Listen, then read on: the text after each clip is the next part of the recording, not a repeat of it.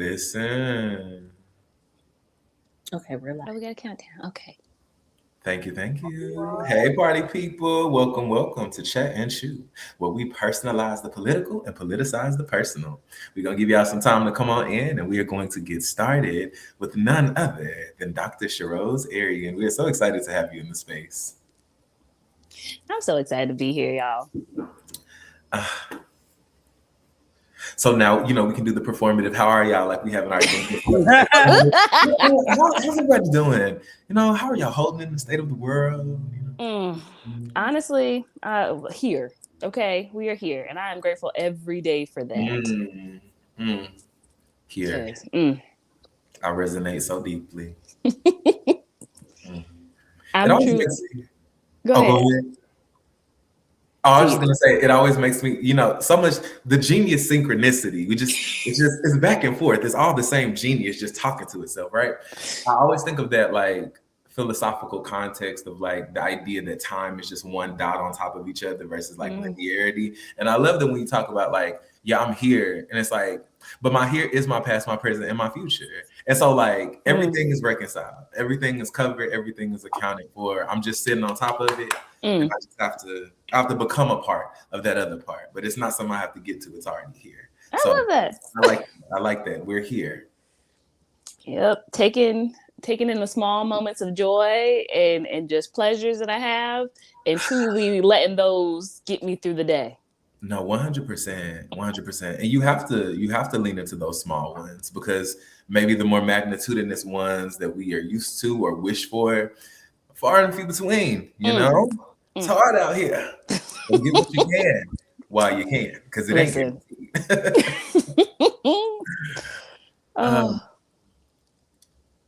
It's always a joy to see both of y'all. Like, I got my little one this week, and sleep is something I miss. You take it for granted. You really do. But then you wake up and see somebody grinning at you, and you're like, oh, my day has started, and it is 5 o'clock in the morning. Okay, let's get it. It's not 5 o'clock. Oh, my goodness. How old is your little one again? 6 months. Oh, Lord. Oh, you in the thick of it. Yes. I wouldn't go back to that time. I would not. Go forward. Amen. Look, my kids are 4 and 7. They still wake up at 5:30 in the morning. I love that. That is so awesome. And I'm sure like we'll get to it at some point, but like how parenting intersects with your practice and how much more it must mean to you, especially when you tell us about all of the incredible things that you got going on, like the Birth to Bounce Back, which I've been such a fan, like from the time I saw the flyers drop. And I was like, in Las Vegas? Hold on. Hold on. And so, yeah, I can imagine, like, even before we kind of get into the formal conversation, like, because kind of give me and maybe we'll flesh this out in a little bit, the full timeline, but like, parenthood, doctoral practice, like what were the chicken and the egg? How did things intersect? Same time. They were at the same time. I was pregnant in grad school. Okay. Wow. I literally was in my second year of grad school pregnant, intentionally, mind you. Like I can tell you the day I conceived this child. I live. Okay. Intentionally. So yeah, it was the same time, because I've always felt like I don't want to put my life on hold for the things that I want and I deserve. And so they don't have to work in the life that I have. And they did. I gave birth on a Tuesday, and I was in class on a Saturday. My God. Yes. If I didn't see you as goated before, you absolutely are goated now. They would have seen me. I can't even tell you when they would have seen me. It would have been hybrid for the rest of the semester. Right. Now, that goes into some of the other work I do, right? Reproductive justice, things like that, because I shouldn't have had to feel like I needed to show up many days later. I shouldn't have felt like I would have been behind, or I would have whatever had I not shown up. I shouldn't have had to be the strong Black woman and had to prove myself. Okay. Now, that goes into some other stuff, Listen, when I say I'm so glad that you spoke to that, because when you talked about getting pregnant like in grad school, I'm like, you're goated, because grad school in and of itself, the psychological, physiological, spiritual warfare that it is to exist in that, then to add pregnancy on top of that, then depending on where you went to add race on top of that, because as soon as you started to describe what it felt like at this intersection of Blackness and womanhood to feel like forced back in so quickly, I tell this story all the time. When I started my PhD and my PWI, the first day of classes, my car broke down. When I tell you, I was ready to Uber, Lyft, hitchhike, whatever I had to do to get to that stats class at 2:00 because I could not be out of what I knew was already going to be. If there was going to be another person that looked like me, it was going to be very few. And it wasn't. So in my mind, I was not going to be the Black student that did not come to class on the first day of class. I couldn't even worry about the car being broke down because I had to get there because I felt there was such an onus on me. I had too much pride. I had too many people I was representing and I was bringing into that space. And so, I'm going to be excited for how we kind of talk about that and how that develops our doctoral journeys and our professional practice and how we have liberated ourselves in some ways, and loosen those chains of expectation. But listen, I hear you. Because currently you can barely get me anywhere after I've been doing 2 things in a day. Listen. And the power and privilege that lies in my no being purposeful, exacting, non-negotiable. I am really cool. Especially if you grew up as that poster child, right? The one that just the go-getter, super pliable, super accommodating, yes man, yes man, yes man. Whew. When you finally relinquish yourself of that and start to again embody fully that no, just because no, I don't have what to you is going to be some legitimate, superfluous excuse for why I don't want to do it. I simply don't want to be there. I'm spent. I don't have the capacity. That's not where I want to be. It doesn't align with what I want to do right now. Giving yourself that self-permission is such a radical act of repossession. And so I always get excited to see other people who are repossessing themselves. Look, I protect my energy. I have to. I got to. Well, hey y'all in the chat, y'all just came in. We having some good conversation already. But for those who have come in a little later, I want to formally invite you in as TKO's Community Engagement Director, Josh Baker, to Chat and Chew, where we personalize the political and politicize the personal. And today we have none other than the incredible, the honorable, the inimitable Dr. Sha'Rose Arian. And we're going to learn a little bit more about her in just a second. But as a fun fact, she was one of our inaugural participants in our Black Queer Visionary Summit. Okay.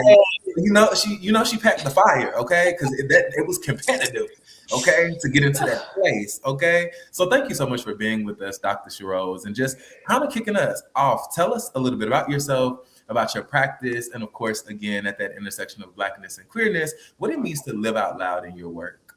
Oh my goodness. Thank y'all for having me. This truly feels like just a conversation with friends and family, frankly, at this point. For sure. But yes, I am Dr. Rose. I am a mom. I am a wife. I am a queer, bisexual Black woman, loved one of a transgender person. I have so many titles that I go by, but really I'm me. I am a pelvic floor physical therapist by trade and practice, and I have my own practice, Rose Pelvic Physiotherapy, where I specialize in anything in and around your pelvis, pregnancy, postpartum, but my most favorite folks are my trans and non-binary folks, so affirming care, helping with hormone replacement therapy, surgeries, procedures, all of that. So that's really my intersection when it comes to just loving people and care and what I do. When I was in school, I just saw that there weren't resources for Black women. There weren't resources for trans and non-binary folks. And when you wanted to find them, they were so difficult to find. Yeah. And my research when I left school was on how can pelvic floor therapy help in those stages of gender nonconforming folks within procedures, transition and things like that. And it was radical, absolutely radical. They were like, oh my God, I never heard anything like this before. And I was like, really? But I believe it. I still hear that now. And unfortunately I believe it. So that's a bit about me. And so what I try to do, and what I actively do is put myself in places where folks are needed and folks need me, and where they need a representation, where they need someone who understands them, someone who is culturally competent. And I advocate for all kind of health, pelvic health specifically, because it truly is, it's just another dot in your health journey. Yes. That is so beautiful. That is so beautiful. And living in the really question mark, I think is so powerful because as again, and we kind of talked about this a little bit before we officially, culminated, but this idea of being that outlier that exists in the majority space that brings this really interesting, nuanced knowledge. And to the people in the room, it is new, right? But you're carrying the wisdom of ancestor. You're carrying the wisdom of, like I say, you're carrying the barber's wisdom, the church mother's wisdom, the candy lady's wisdom, your grandmama's wisdom. And so I think it's so beautiful that you represent it in such a radical way because, again, it's not that this knowledge is new, right? As researchers, we're always looking for gaps in the research. That doesn't mean there are gaps in the experience. That doesn't mean there are gaps in the knowledge. It means that you may not see it in the ivory tower, but that doesn't mean that it's not happening and that people are not in real time. I love to tell people all the time, you are a researcher. You're an experimenter. You do it every single day. You have a community issue and you're troubleshooting. You're testing out this particular pathway, seeing if it works. You're gathering the data. If it doesn't work, you try again. You're experimenting, right? You're manipulating variables to understand. But again, so many times knowledge production is held in this hegemonic space of like who gets to say what real knowledge is. And so I love that to your really question mark, you've never, because you're not going where the people are. Right? You're staying where the papers are, but you're not engaging the people that constitute the paper. So just before I would be remiss, right, if I didn't thank you for all of the work that you do in the really question mark. And going from really question mark to really exclamation point. Because we're here and we're doing the work. So thankful for that work that you're doing.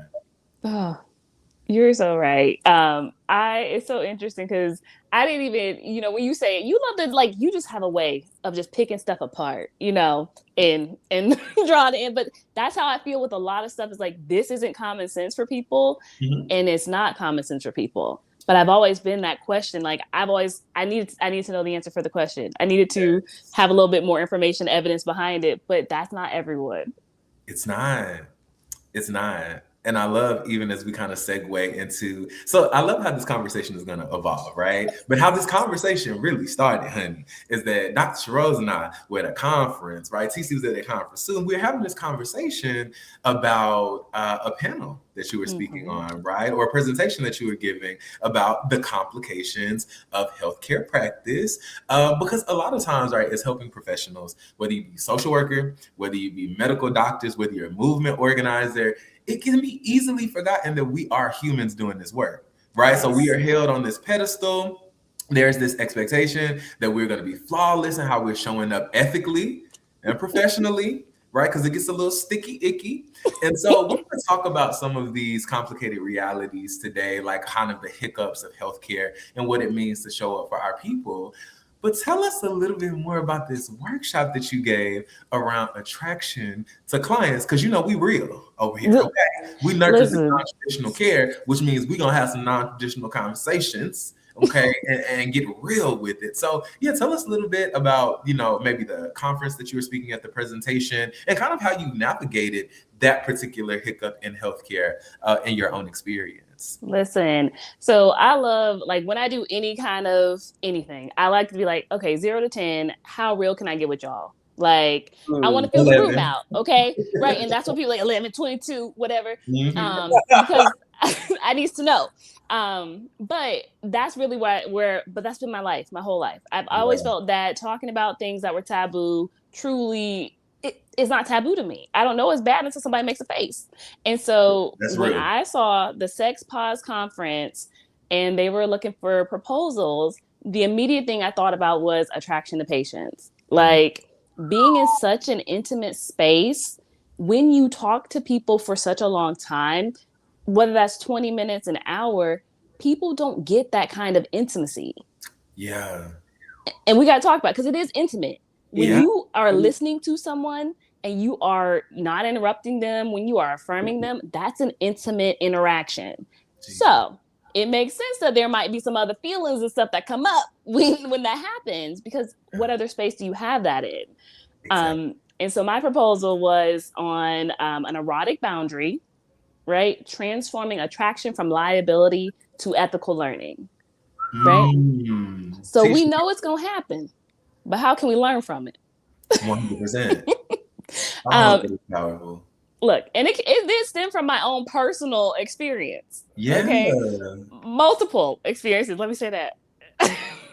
People do be fine. Like, okay. What can be said? What can be said, but what can I do when I'm supposed to literally have my finger inside of your vagina? Yeah. What am I supposed to do? Real. And so I had to process that on my end, and giving people the tools and understandings of it. That's really where the proposal and really where the speech came from. That is amazing. I love this, and there are so many directions where I want to go. But first things first, for people who are viewing, because again, what we say, like, we don't know something is common sense, right? Like, we want to ensure. What people may not know, the reason that like attraction to your clients is a problem, right? Like having that micro discussion, right? Yep. Power differentials and disparities, right? So like a lot of us, if you're in professional practice, right, even in an academic setting, a lot of us literally have codes of ethics that prohibit this. And I do want to like acknowledge this because people may be like, of course it's fine. Like, if somebody come up to me in Ross and they fine, why wouldn't I talk to them? Depending on your scope of work, you can have your licensure stripped, okay? You can have your to practice thwarted if you're engaging in these relationships. And again, it's not for naught, right? Because as complicated as it is, and we're talking about, right, the fun side, right, which is the butterflies and all of those feelings, Dr. Sha'Rose said something very powerful, which is like, you're coming into a space where you are being shown an intimacy, where you are spiritually, and maybe even sometimes physically, right? Maybe you're like comforting somebody. You're being touched in ways that you may not get touched all week. Yep. And you're building consistency with this person. You're seeing them. They're learning your life. You know how the girls get when somebody remember a detail about us? Like, ooh. We're supposed to, right? As helping professionals. So what happens when, again, like your social worker is listening to your story? Maybe they're attractive. Maybe you're attractive. Maybe there's a chemistry that naturally is happening because it would have happened outside of the walls of the practice. Right. But as that social worker, right, as that physical therapist, as that movement organizer, you're wrestling with some things, right? Because there are these ethical boundaries, right? But I love how you reframe it. Like, it's not something that we can just run away from.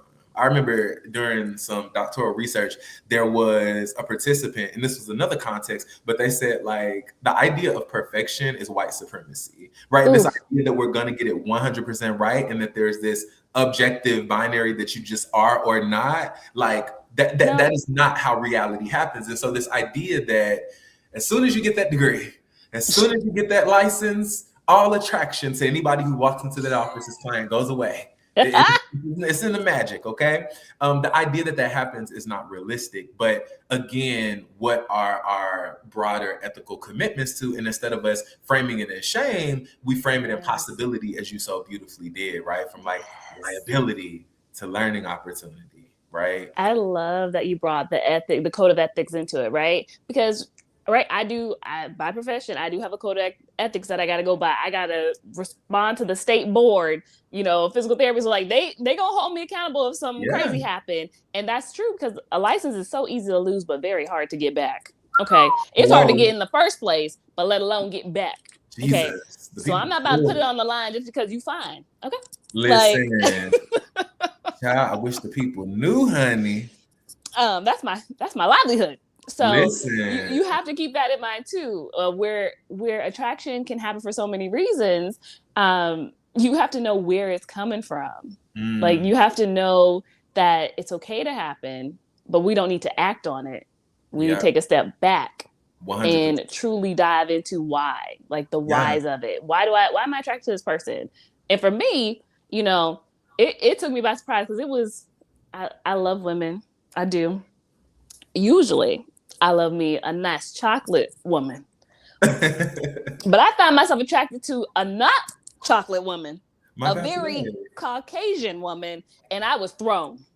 I was thrown. I said, what am I seeing in this woman that is telling me something, because this is new.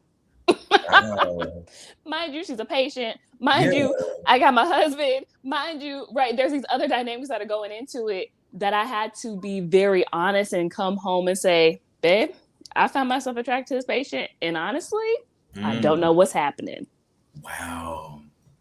Right? So I didn't have that shame around it, where I kept it to myself, which is where then acting out and where then we think it might go away, where those things kind of breed that fear and that stuff. Like, that's really where we get in trouble. Yeah. But when we take accountability for it, when we ask for help, and I didn't even know I was asking for help. I was just saying, I'm shook.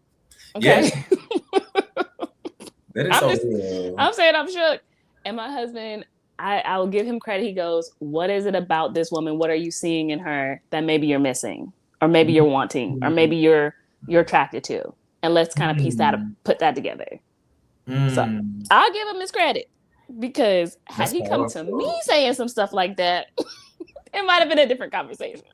And shout out to you for knowing that, okay? Because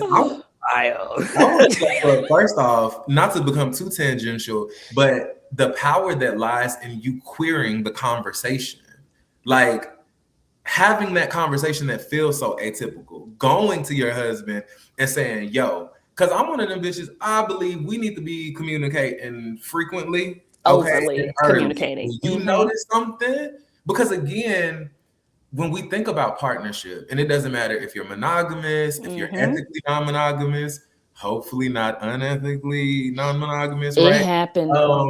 You know, so much of the time, the fault is not in the act itself, but it's in the commitment to your partner, and almost like this spiritual, psychological, contractual knowing and understanding of like what this is. Because if you want to do something differently, or you feeling yourself pulled in different directions, your partner is co-contracted in what y'all doing. Okay, y'all both signed the dotted line. And so if we need to renegotiate the contract, let your partner know so that they can fully understand what they're signing up for. But don't do none of that fine print shit.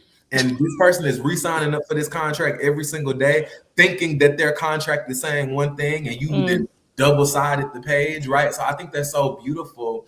And again, when we talk about queer as a politic, right, beyond like sexual orientation and gender identity, what it means to navigate those conversations we didn't see modeled, right? Because we didn't necessarily see that in the relationships that we were growing up in, that partners were talking about multiple attractions and being very honest and upfront about it. And so in many ways, we're forging new paths in doing that, right? Or maybe leaning into our queer sisters, who maybe were the first ones that we saw do it, but certainly not in like the cis het context, right? It was, a lot of sneaking, right? It wasn't necessarily that formative conversation. Just straightforward and transparent. So I love how you just even modeled that for some people maybe in the chat who they're like, dang, I actually didn't think, maybe I should do that with my partner. Maybe I should address this. And we kind of negotiate what that means for the direction of the relationship. Because it doesn't always mean the end. That part. One. Listen, because that's the hardest part. And we have so much fear and shame and embarrassment that is underneath so many of the things that we think or even are ingrained in us, not by any fault of our own. Let's keep that real, right? Is maybe how we were raised, or maybe the people around us, right? It maybe not our fault at all, but we have to unlearn that stuff. Yeah. And the only way to do that is if you have a partner, is with that partner. You having these conversations, unlearning. That's literally their job, to unlearn some of the stuff that you learned as you grew up. Therapist, okay? My therapist earn every bit of money I pay her, okay? Every bit of money. But in relationships, that's how we do it. We learn how to do that in relationships. And so when you have the ability to come forward and say, I'm feeling this thing, I may not know what it is or understand it, but like I'm feeling it. That alone takes the power out of it. Yeah. That is so good. That is so good. And I love, so, as we're navigating this conversation about these hiccups, and now we've talked a little bit about client attraction, something that I feel is almost inherent to that conversation, but can also diverge, is the topic of transference and countertransference, right? Yes. Right? It gets real sticky icky. So in our work, sometimes our clients may unconsciously project feelings onto us. And sometimes we can do the exact same thing and project those feelings onto them. For example, we may remind a client of an important figure in their lives, right? That in turn shapes how we're building that rapport. Again, going to the intimacy, going to how they're showing up in the space. And so, have you had any of these experiences? And if so, how'd you navigate them? And just for the audience's purposes, transference is when it is client to practitioner, and countertransference is when it is practitioner to client. So basically, again, when you are projecting feelings, right? Maybe you're seeing things, attributes that remind you of something else, that bring up something and stir it up on the inside. And because of that, it's impacting the way that you're able to professionally show up in your relationship. Yes. So I haven't had transference in the attraction state, but in the like, you're my best friend, and I have that strong boundary. So because I am trained, right? I am trained to get comfortable with people quickly in order to help you. Yes. Right? That is a skill that I have. I probably have been building this my whole life, but it is a skill, a professional skill, a clinical skill. And so I can't abuse that. 100%. I need to feel like your friend. I need to feel like your homegirl. I need to feel like, hey, we can go get a drink after work. I need to feel like that because that lets your guard down. Right? That lets me say, okay, tell me some of the most painful parts of your life and how can we handle that? Right? So that is where people are like, oh man, I just be talking to you like you're my best friend and I need you to. I want you to. But know that if I see you out in public, I'm going to be like, I don't know you. Yeah. Yeah. Right? And that's illegally, I can't. 100%. Legally, I cannot say, yeah, I know her. She was in my office yesterday. Oh, yeah, them. I just helped them with their procedure. I can't say any of that, and I wouldn't dare. Yeah. Right? So there has to be that understanding. I need you to let that guard down, but also I have to keep mine up. For sure. Right? And so that can be a sticky icky, as you like to say, place to balance, where it's like, I got to keep you at arm's length professionally because it's for your safety, truly. It really is, right? Because what we don't want is you're better, you're going off, we're saying goodbye, and now there's this relationship that you feel has formed. And I'm like, deuces. Yeah. Right? Now, I will say a couple of my patients have slipped through the cracks. Okay? A couple of them have. Here, you keep it real. I'm gonna be real all the time. A couple of my patients have slipped through the cracks. One of them is she part of my squad, like my girl. Okay. But there were so many steps in between there that happened. She was not in my care anymore, right? Like there were so many things. Nothing that she told me in confidence came into our friendship unless she told me again as a friend, So there were boundaries. Another one I have, I don't cry with my patients, right? It's a tough one. Mind you, I cry all the time. I see a sad puppy and I cry. But that's not why they're coming to me, right? They're coming to me for help. So my boundaries, I can't cry with you because, again, that's another barrier that's being broken. And I need that. I'm going to support you. I'm going to take care of you. But I'm also still a professional. Right? So in that transference realm, I've been able to navigate it that way where I'm like, I know you're not going to call me. You're not going to text me outside of business hours. Yeah. Right? You can do it, but I'm not going to answer it until it's 9 a.m. the next day. Hello.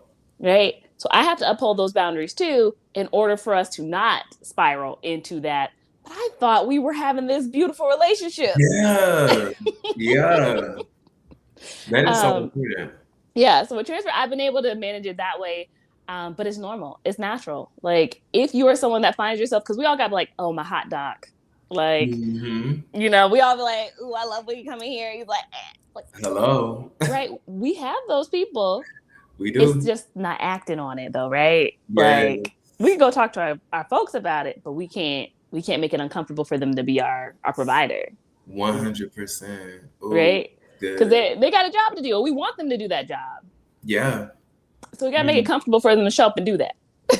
No, 100%. And I also love that this kind of primes us for the importance of communicating these things directly as well. Yes. So that you don't exacerbate a relationship because your client wasn't aware, these are my ethics, these are my bylines. If I see you out in public and we at the bar, baby, I'm gonna walk past you. I see you Monday. This is not the time, this is not the time, and this is not the place, right? And so when you do come in Monday, I don't want you to feel no type of way. You know, like I was just throwing my ass and having a great time. I want you to have a great time as well. Y'all done see my ass. You did, you know what I'm saying? I got a twin. We all got a doppelganger, okay? And my doppelganger had a ball, okay?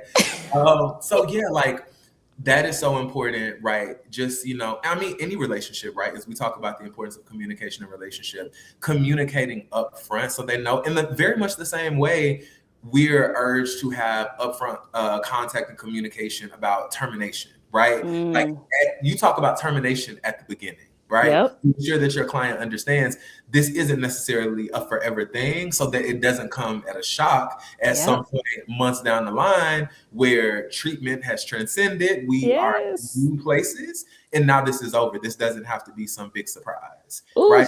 Yeah, communication is at the center of so much of navigating this. And another thing you said that is so important, operating within that 9 to 5.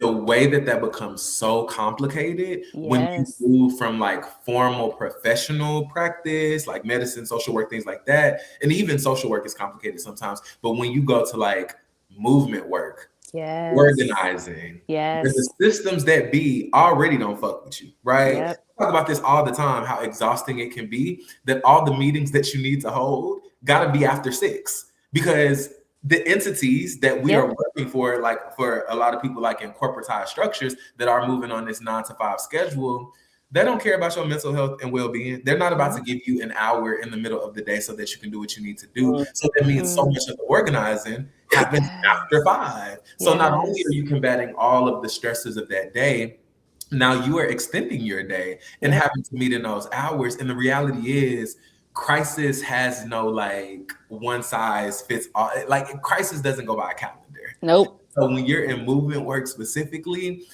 it is so hard to keep a boundary like that because, you know, the difference in that 9 to 5 is like, you know, between 6 and 8, it can get some life or death sticky ickies, right? And so, yeah, it can just be so complicated to establish that because what happens when there was something really urgent that came up once in that 6 to 8, but now they need something less urgent. They know you're reachable 6 to 8 now. Even though we're trying to reinforce the structure of 9 to 5 of like, we have to draw this boundary. It's 11 o'clock and they're going through something emotional. It's not that it can't wait until tomorrow, but now you're concerned because I don't respond, et cetera, et cetera. So it's just so interesting how we are spread across this spectrum of movement work and the way that we're able to like exercise certain privileges can be so complicated. I'm glad you brought that into the conversation because that's valid, right? 9 to 5 doesn't work for everyone, right? Whatever your hours are. My thing though is we talked about it earlier. I gotta have my boundaries. I know emergencies happen. I know, you know, I want you to reach out to me, but also my phone is downstairs at 8:30 and I'm not coming to get in until 6 o'clock in the morning. Right. And that is a privilege, right? Don't let me get that wrong. That is a privilege that I have, but it's also a way for me to continue to do the work that I do. Right. It's because I need a good night's sleep. I can get up in the morning and I can handle the world falling apart with a good night's sleep.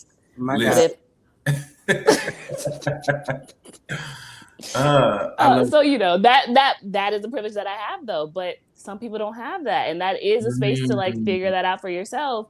But I'm glad you brought that into the conversation because you're absolutely right. Like sometimes we can't just put it away.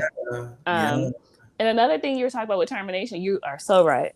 Letting people know that there is an end in sight. Okay, like I tell folks my job is to fire myself. I want to be so good that I fire myself. You don't need me, right? Because I've given you the tools. You know what to do. If it is a crisis, you know where to go for a crisis, right? But we don't get to that point because we've already prevented all the things that could happen for that, right? My goal is to fire myself. So having that conversation early on is very important. That's so good. And I love this concept of leaving that phone downstairs.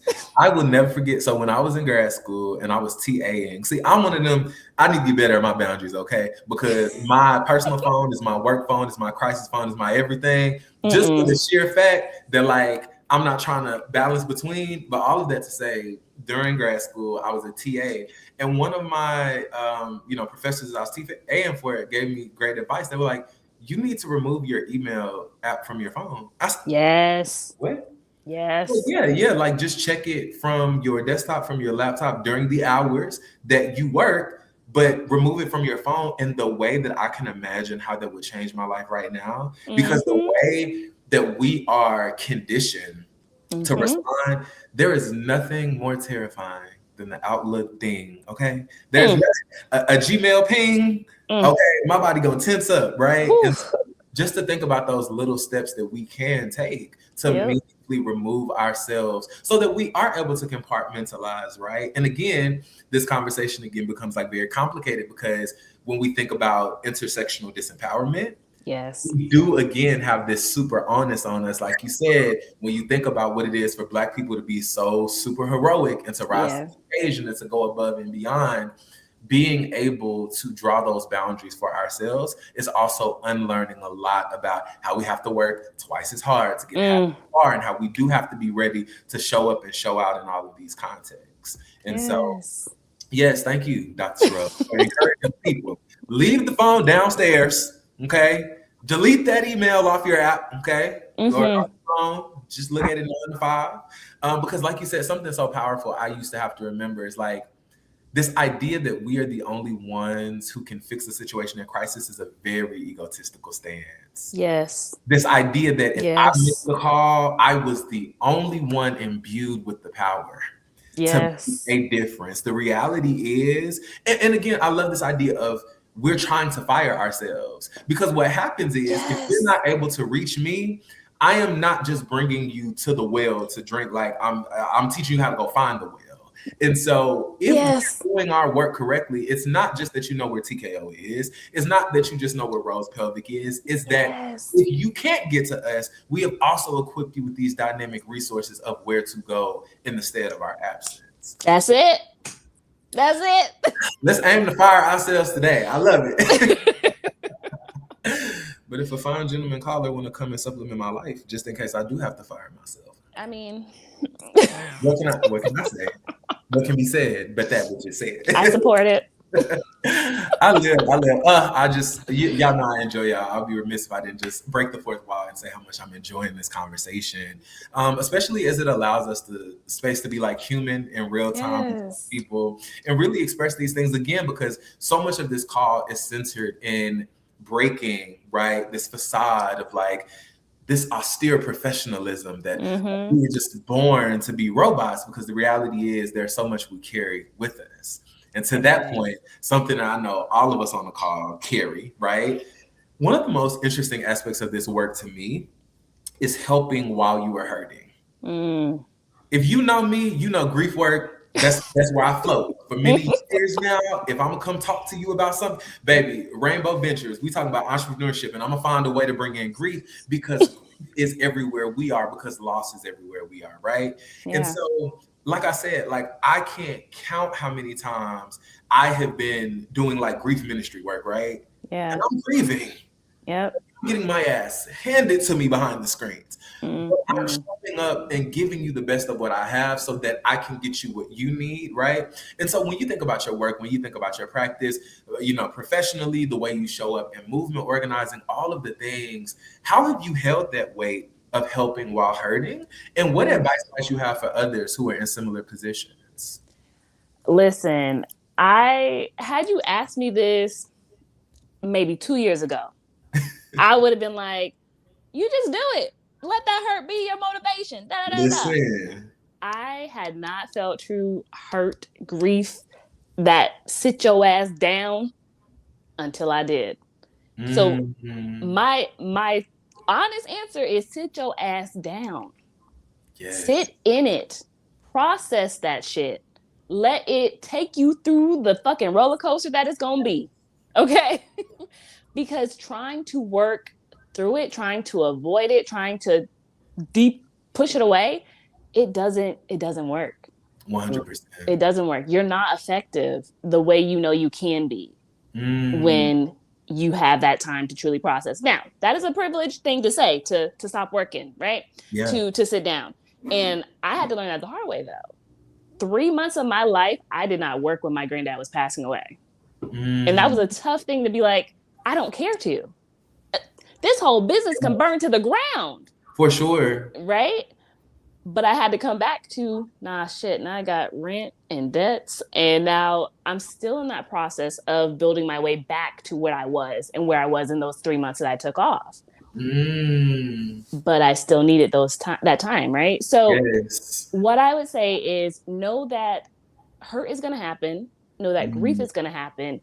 And have your life now, from this moment. Okay? I'm telling you now, from this moment, put your life in a way to where shit can go completely left. Yes. And you are okay.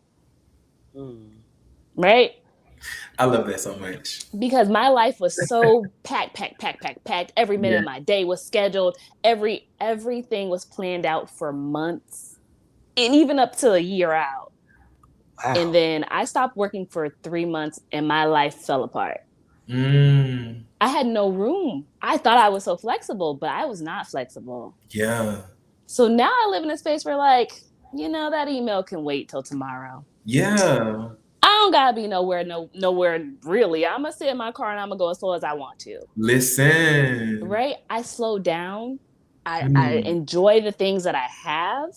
Yeah. I leave space to just stop. Yes. I leave space to stop. Whether that's my body saying you gonna stop because I'm telling you haven't been listening, or because I need that space and time.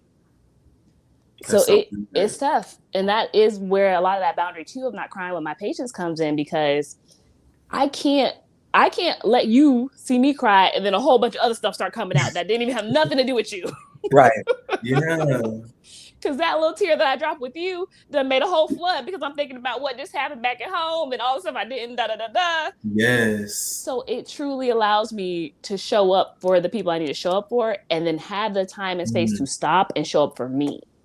That has to be built into everything else you build. Yes. So that's good. That's the advice I got. Sit your ass down. I love it. Sit your ass, and I receive it. Thank you. I'm gonna sit my ass down. Absolutely. One of my favorite quotes is, "There's healing in the aching," and it's just like to feel the weight of things, because we don't. Yep. Yeah. Like my light bill due tomorrow, and I'm supposed to be over here, crying and sitting in this. There's no refrigerator, but I still got to go take the kids to school. Yeah. But there's healing in the aching. Yeah. Yep. Yeah. Yeah. Child, the way the world's set up, they want you crying and directly entering that card number right after. Come on. 403987. Yes. No, I feel that. I feel that so deeply. And what I love, and thank you so much again for this invaluable wisdom that you are sharing with everybody, that all of us, right, are sharing with everybody on this call. Again, being patient with yourself in that transformation process. Yes. Because when we're talking about hurting and still helping and doing all of the healing work, especially when it comes to grief, right? My wheelhouse. We all experience loss. That doesn't mean that your body is going to experience every loss the same way. Before my mom passed, I had people pass before. My grandmother passed. That was a hard hit. My uncle had passed. And I mean, it was a hard string of years. Like grandma passed in 15, uncle passed in 16. And then a couple months later, my mom passed in 17, right? So it was an interesting time for the family.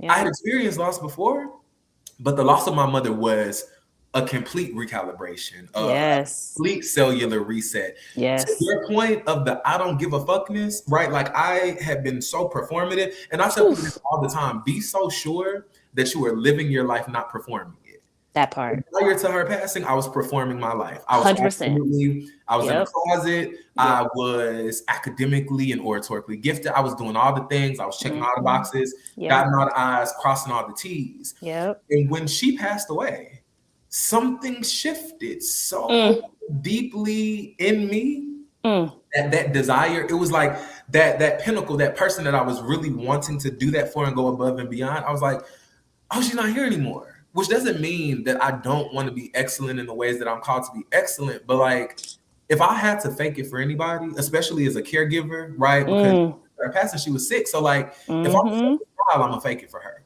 right? I am going to undermine how hard life is right now. I'm going to do that for her. So if she's not here, who are you for me to tell you no? Who are you for me to tell you I'm not showing up, right? Who are you for me to draw that boundary with? And so all of that to say, as empowering as it can be to reclaim, like we said, our self-repossession and to reclaim that no, we also got to talk about the complicated side of that too, which is like, you're not going to recognize yourself during that transformation. When you see yourself withdrawn, when you see yourself, it starts to feel like, again, you don't want to be around people. You don't want to do the things get very anhedonic, right? Where you're the things that used to bring you so much pleasure, you cannot find pleasure in them. Could care less. Listen, you got to be patient with yourself in that transformation process. And like TC so beautifully said, like you have beautifully said, the bills don't stop. The money got to come in. I got to figure this out. People need me here and there. And so it obviously is no perfect science, but like even knowing up front that you are going to become a new person in that process, just knowing that at the very beginning can be so transformative in the way that, again, when that wave is crashing, right, you're not trying to fight it. You like, let me go ahead and be real. This wave gonna have to wash me out. I'm gonna have to wait till it steadies. Then I can try to get over. But I don't need to waste my energy trying to fight the wave when it is crashing actively against me. And so, yeah, I'm so thankful for that and our ability to give ourselves that space for grace. Come on, because if I'm gonna give anybody grace, it's gonna be myself. Gotta be. I've been rocking with this bad bitch in '96. Okay, come on. Like we've been here every step of the way. I can't clock out on him. And we're not quick to give ourselves grace, and we throw that word around so much. And for me, when I hear that, yes, God, give yourself grace first. But for other people, when they're asking us for grace, I instantly hear, don't let me be accountable. You know, like understand where I'm coming from. Understand that, nah. I'm gonna hold your hand when I say this. We're gonna work through this. We're gonna talk through this. You're not gonna listen. I love a yes and because I can understand where this is coming from. And I ain't gonna deal with that shit either. 1,000. Yeah, I need that clipped and I need to just loop that as a ringtone. Okay. I understand. How be it ever. That ain't what's gonna happen. Okay. That part. I love this. And not to have a little fun, right? Because, and it's not to say that talking about grief and talking about the heavier things can't be fun, right? I think there's a lot of fun in our reclamation, but also to like the principles of pleasure. Because, you know, ahead of a call, any investigative journalist has to do her research. Come on, journalist. As I was snoozing around on the Instagrizzle, your Instagram tagline, affirming your life and your pleasure. I think that is such a powerful and timely reminder, especially in the context, again, of practice, of who you are as a movement in and of yourself, showing up as this bold, Black-ass, queer-ass representation. What does it mean to you and your practice, and even just how you're showing up as a person in this world, especially in this time, right? To like affirm your life and your pleasure. I love that so much. Yes. Because for me, my practice is my pleasure, part of it. Because I worked for other people in other clinics before I started my practice. And I thought, I'm going to bring fully myself into this space. And I kept finding myself being whittled down to fit into their ideas of what I should be doing and who I should be treating and how I should be talking and all that stuff. And so I created my business to enjoy it.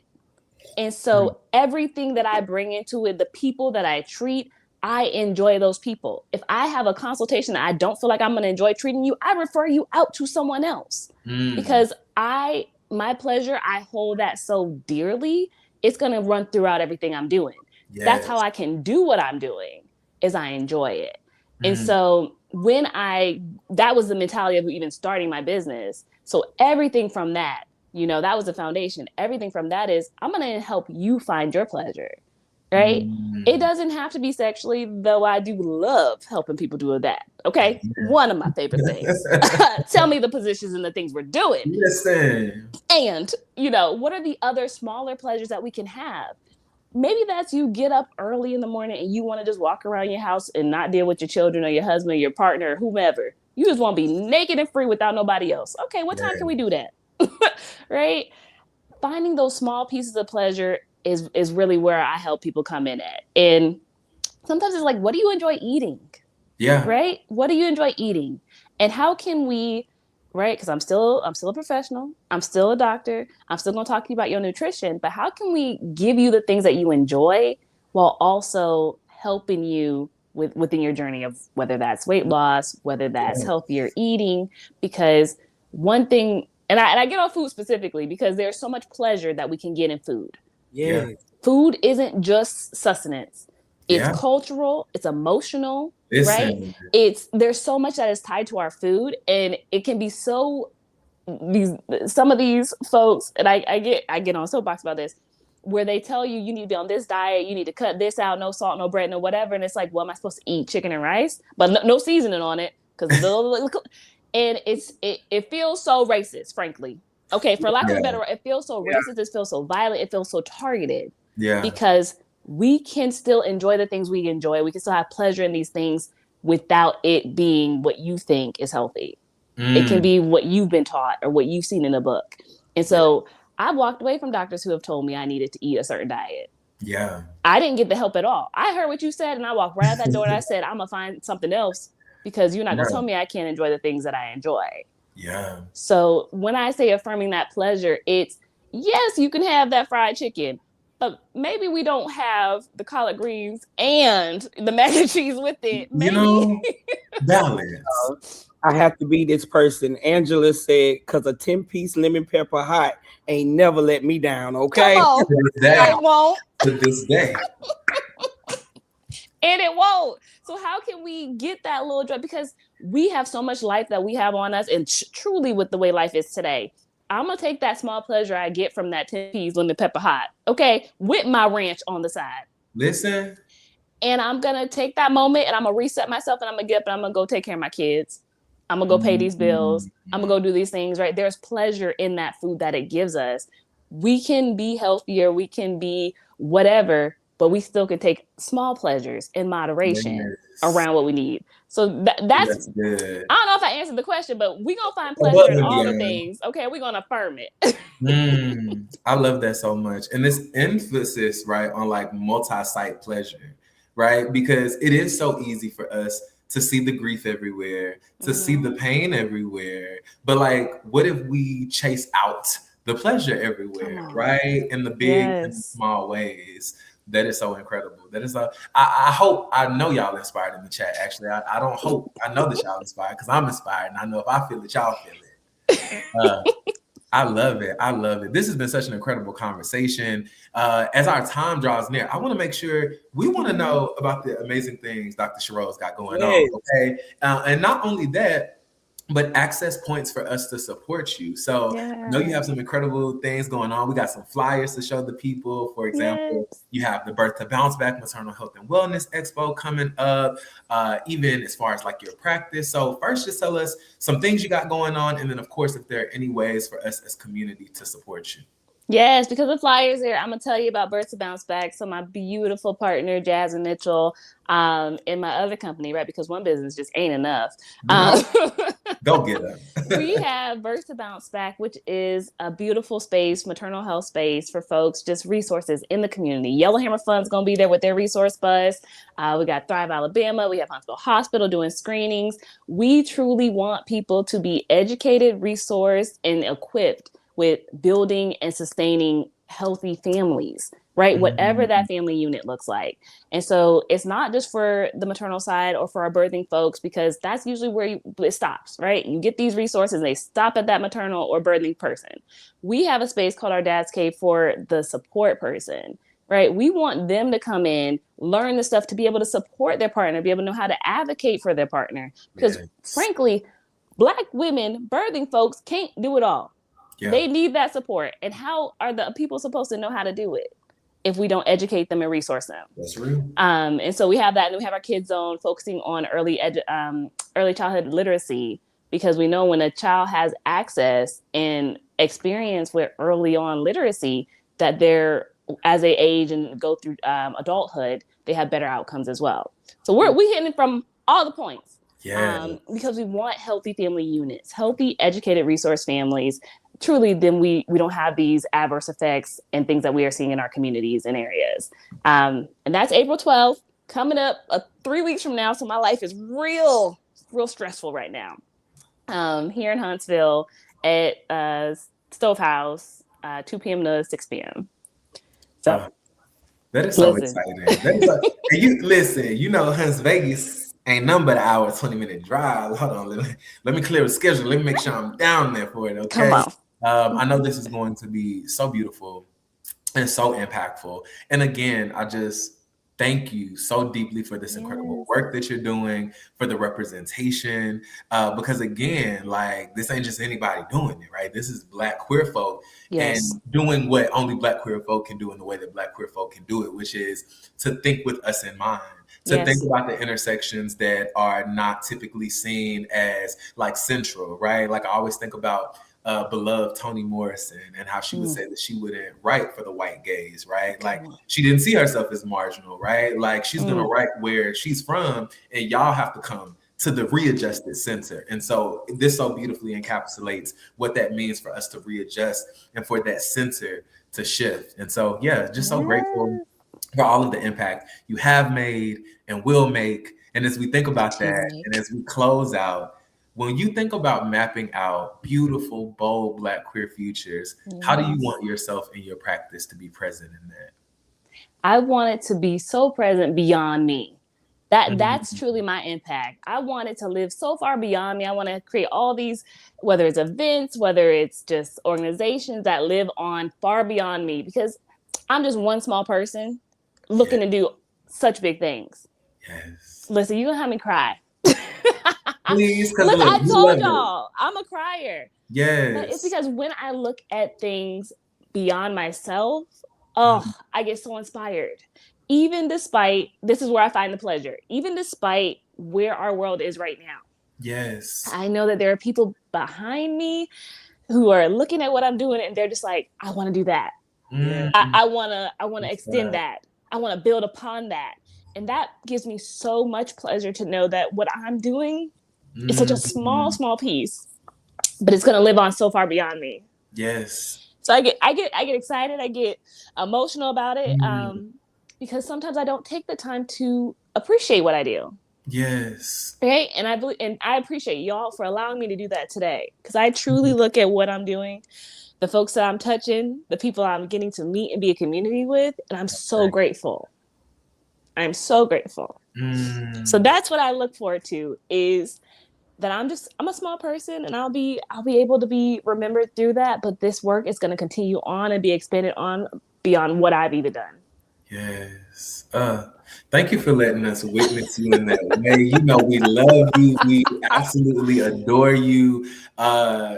Just seeing the purity of your heart and just the true authenticity that you show up with, and the dreams and the vision that you have for this work. Like, we just speak that your territory continues to enlarge and enlarge and enlarge, because again, you are sowing so many important seeds. Oh my goodness. And I'm so grateful for the fruit that is going to come forth. Like, you are incredible and such a dynamic example of what happens when Black queer folk are at the forefront, doing the vision, doing the vision.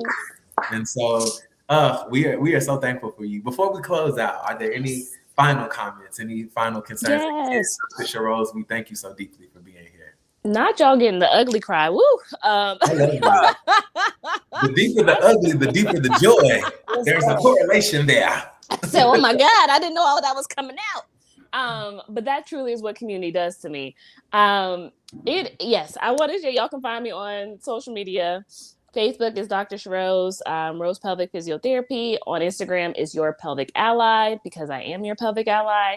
And support all the things I'm doing. I do a lot, y'all, and I try to share it. I do have a personal lubricant that I did create oasis. We didn't even get into that, but when we talk about pleasure, when we talk about bringing joy, okay, I can literally help you do that. Hello. Wait a damn minute. Okay. Let's link that. Which site is that one? It's on my website. So it's on my website. No. Go I want to boldly make a suggestion right here, right now. We need a part 2. And do. Let's talk about pleasure, damn it. Cause what? Yeah. Listen, we can definitely bring it back and run back pleasure. Because if we want to get into that, friends. Yes. Yeah. I love it. I love it. So with that said, y'all are not saying goodbye to Dr. Sha'Rose. You're saying see you later. Okay. And we will update you on the next Chat and Chew. Again, Dr. Sha'Rose, it is always such an honor, such a pleasure to witness and share space and learn from you. And thank y'all so much for tuning in to Chat and Chew, where we personalize the political and politicize the personal. And we can't wait to see you again in 2 weeks to do it all again. All right. Peace, y'all. Oh.